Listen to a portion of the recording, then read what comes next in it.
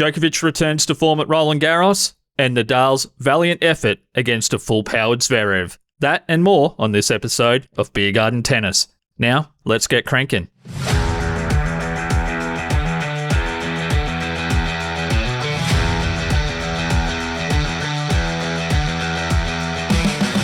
So, I'll cover just quickly the two Novak matches for round 1 and 2 that I've watched both of in full. One thing just about Djokovic quickly is that he looked fresh, which I think we all expected him to look fresh because he hasn't played all that much. His serve was looking pretty good. But I think the thing that I noticed, Colfie, across the two matches was the amount of second serve, like the amount of points he was winning, returning, was pretty high. Much higher than tour average. Like I think in the first match, he won 78% on his second serve, and then he won a ridiculous amount of actual return points. And that was really the difference in that first match, that he just won a lot of return points. And that did follow through to the next match against Baena as well. But the other thing, I think overall, he just looked balanced. The last, probably from the Australian Open onwards, he looked disengaged mentally a little bit at times, but also you can tell when Novak's not right or he's not confident because his body kind of flops around in this weird way. Like, how is one of the most coordinated people that's ever been on a tennis court flopping around like he's Tommy Paul's hat? Like, how is this possible? Like, sometimes Novak looks like a leaf blowing around in the wind, and he hasn't looked like that in either of these two matches. And in round 2, he maintained probably not quite the service percentages, first and second from the first match, but he did win even more. An equal percentage of break points. Yeah, look, in the Baena one, just quickly, quality win, quality clay court win. I saw that matchup and was like, oh, this will be interesting. Yeah, you got to play well to beat him. Yeah, Baena into the second round generally takes one of the heavyweights to, on the surface, on the clay court surface, to take him out. He actually played a great match against Novak. I believe it was in Australia. It may have been, definitely over the last 2 seasons, Australian Open. Yep. Early rounds, might have been round 1 or 2, something like that. And he played out of his skin there on centre court in Melbourne. Novak obviously wins that match. May have been in straight sets. Baena may have even got a set on the hard court there. Just played amazing level.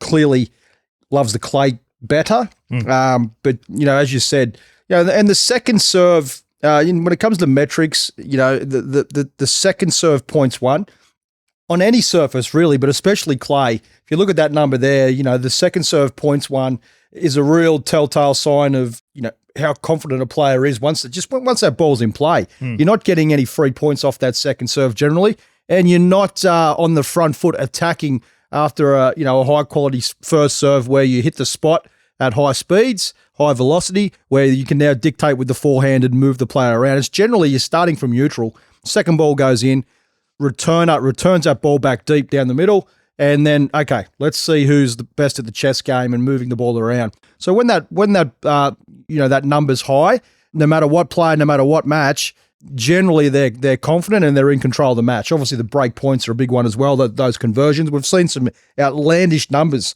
in these early round matches in terms of the lack of conversion from players, and they're no longer with us. They're out. They're done.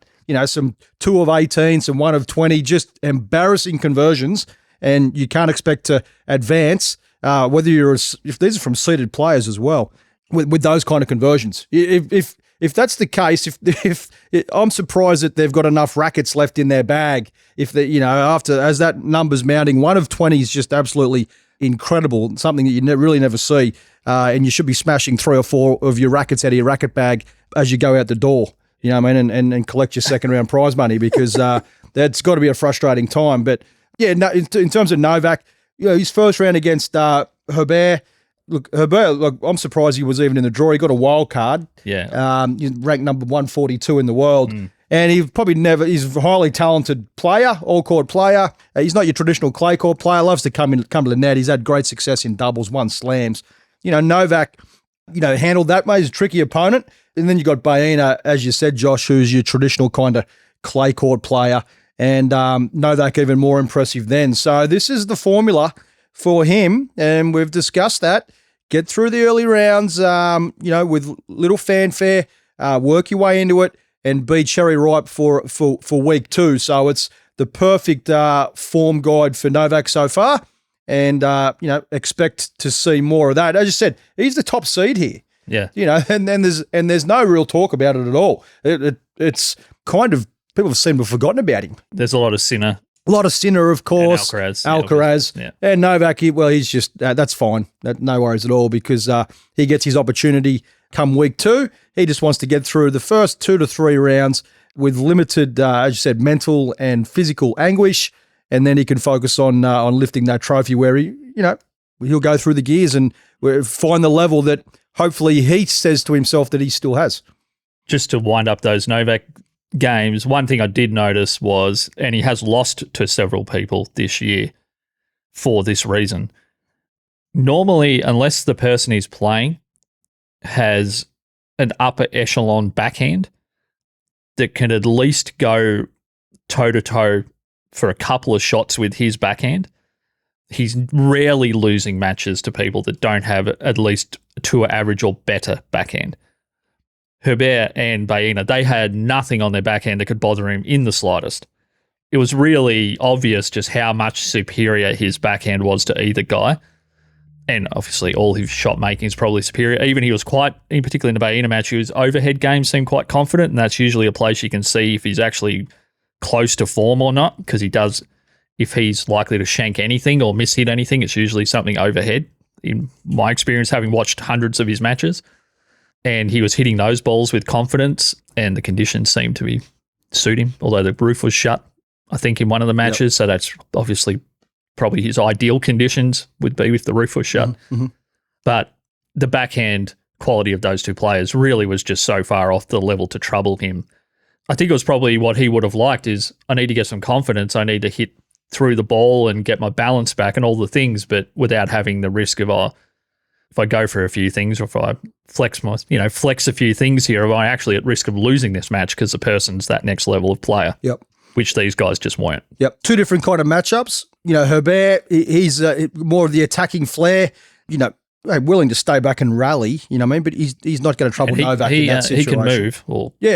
Moving forward anyway. Yeah, moving forward. Superb athlete. Yeah. Can mix it up, can serve and volley, come in, drop shots. He's got all the flair.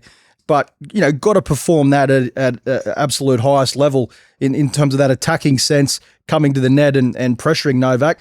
It was always going to struggle to be able to produce that over 3 hours. And then the second match, Baena just really lacks the competent, very, very competent, above average clay court player from Spain, but lacks the top end speed and firepower to make Novak sweat. And that's how it played out. Yeah, it was an all wings, all shots player versus someone that was more limited.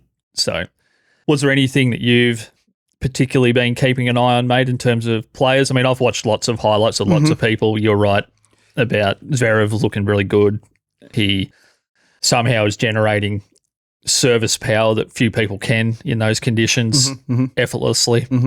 Yep. And that's got to worry everyone. It's like, holy moly. Yeah. When the draw came out, obviously, not great for French Open organisers. When Nadal draws out Zverev, who, let's be honest, hottest player in the world, just won Rome, I believe it was. Yeah. And, coming in, Nadal, was getting better, but really needed a kind of a draw that Novak received, really, where, he could sort of work his way in, and then by about round 3, feel confident and strong enough in his body and, his belief that, hey, I can go on further than that. But he had no time to really warm into the event and get things moving, because Zverev, he's about as good as a player as there is in the world right now, number 4 seed. And after watching that first round match with Nadal, I thought Nadal's level, and I said this very clearly to people the very next day, I thought his level was good enough to where if he didn't face Zverev in round 1, a 4th round, a quarterfinal was definitely on the cards. I looked through the draw, looked through the world rankings, took clay court prowess and mastery into consideration, Josh, and I only really felt that there were probably 6 or 7 players. I'm talking on Nadal's level that he produced in that first round match, where he served for the second set at 5-4. Didn't get that, lost in a tie break, and then it was one break in the third set as well. Probably 6 or 7 players, I think, that would have taken him out. So, his level was high enough to, as I said, a quarterfinal wouldn't have been out of the question if he was able to, work his way into the event and then faces Zverev in round 4 or a Tsitsipas or one of those guys. As I said, 6 or 7 players. The rest I thought he had covered. So in terms of where he goes from here, I loved his attitude in regards to, I don't know whether or not this will be the last time I play here on this court or at this event. I feel really good right now or today. I don't know how I feel 2 months from now. I thought it was the perfect response, because clearly the level that he was producing against Zverev was outstanding. Could have been one set apiece. The Zverev two-hand backhand was just out of this world. He had a couple of backhands there on huge points, break points or juice where he was out of position, and it was just unplayable, flat, hard, maximum velocity, just painted the lines. When he's doing that, after that match, Josh, I looked at it and was like, geez, I'll tell you what, this might be his event. This might be the coming out that, well, it's long overdue, probably 4 or 5 years. We thought that this was going to happen very quickly. Former number 1 junior in the world, dominant as soon as he came on, just blast his way into the top 10 quickly, and is one of those players that was going to be a generational player. Hasn't happened. Had some injury setbacks. We know the story, the backstory there, but his level, I like where he sits, and he took care of Goffin pretty comfortably in round 2, as we know. So I like it. I like what I see, but that was obviously a huge talking point. I like how Nadal left it open. Even if with a modified schedule moving forward, depending on how he feels, would like to see him back there. I really would, because if the level's there, and he probably felt that too. So I think it was a good decision making from himself and his team. Well, they didn't do any really over the top farewells, that kind of thing. I thought it was a good move, and just disappointing that it had to happen in round 1. As we know, I've been more of a Federer fan over the years, just based on style, really. He's more of an attacking kind of player, one-hand backhand like myself. But Nadal, yeah, man. Let's see how he goes moving forward, and as he heads to Wimbledon. But definitely on the clay, he's still a top 10 player on that surface. Yeah, and he just happened to be playing a guy that's got so many weapons and is hard to break down any part of his game, which is what Nadal is as good at or better at than anyone. Is targeting to within an inch of his life the weakness in your game and just hitting the ball into that spot relentlessly. And I'll tell you what the difference was in that match too. Nadal's been the master over the journey when he's, peak Nadal, or let's say 90% Nadal, 95% Nadal. What was he during that first round match? He's probably at, 80% of, his maximum, where he's won the 14 titles there, ridiculous numbers. But he's been the master over the journey of, tight match, tight sets. Might be 4-all in the first set, or it might be 3-all in the first set, and there's those long games, those 10-minute games, those 12-minute games, or they stretch out to 15 minutes, and the opposition could never win them. He'd always be just that tougher, just that little bit tougher, and just get that one ball back or hit that, amazing defensive shot, and he would do that 3 or 4 games each set. So the player down the other end's like, and Novak's been on the receiving end of this, where it's just gone, man, I'm playing amazing level of tennis. I've had all these opportunities, but I'm trailing 5-1 in the first set. And it's just debilitating. And he'd win the majority of those just swing games, so to speak, where hey, this is a tight match. This is a great level from both guys. Yet Nadal leads 4-love, and the end of the match would come, and the scoreline would look embarrassing, like 6-love, 6-2, 6-2. And the other guy walks off going, man, I had some chances there, but I just never won those games that where I had opportunities. Because Nadal was just tougher, he was meaner, and he'd just get himself through those really tough moments. Couldn't do it against Zverev. There were a couple of those swing games where it was tight. There were some juice games there. Went for 7 minutes, 10 minutes, out to 12 minutes. Zverev got those games now. So that was the difference in the match. As I said, Nadal served for it at 5-4, could have been one set apiece. Normally closes that out, so fine line, but he just lacked that extra gear in terms of probably the physicality, but also the confidence-wise as well. How much can I endure out here moving forward? Got Wimbledon coming up. So he's playing with those mind battles in his head, where before it was all guns blazing. He was like a dog chasing a bone, and he was going to get that bone every single time, and it was debilitating for guys. He would crush guys, rip their soul out, and take their spirit. But he just didn't have that. He didn't have that from what I'd seen previously. Still a great performance, and you should be happy with his efforts. Yeah, for sure.